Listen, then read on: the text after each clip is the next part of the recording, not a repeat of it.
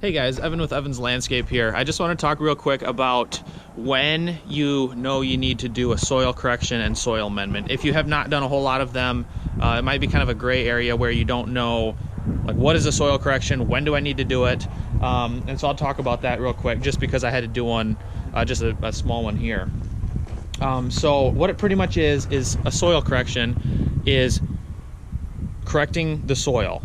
And so very simply, you take out old soil or bad soil, and I guess not old soil, but you take out bad soil and you put in good soil or gravel or something you can build on. And so one thing that happens typically is when you're compacting, when you have a packer, such as a small plate compactor, large reversible compactor, or a jumping jack, you'll be packing and the soil, and you'll get a feel for this too, the soil just doesn't seem to pack.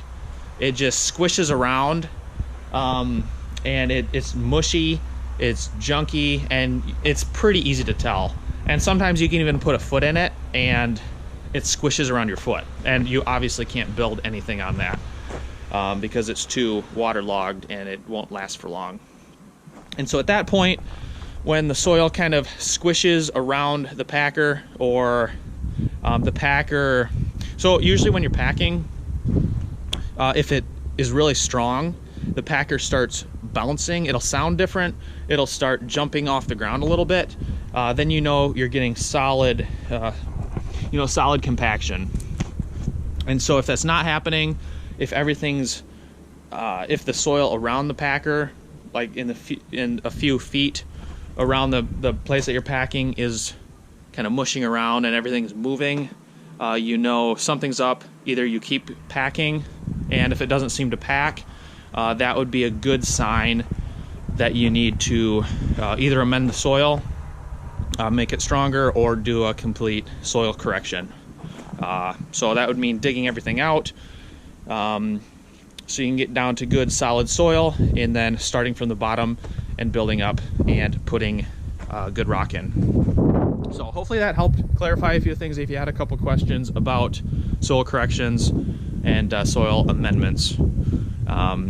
So not too hard, nothing to fret about usually, although they do cost money for the contractor if you're a contractor, and they typically cost money for the homeowner if you have to do a large one and have to, say, do a change order on it, because it takes time to dig that soil out. It takes more material to put in. It takes time to haul that old material away, haul in the new material, and things like that. So, but other than that, not a big deal. So hopefully this helped, guys. Have fun and go do a soil correction.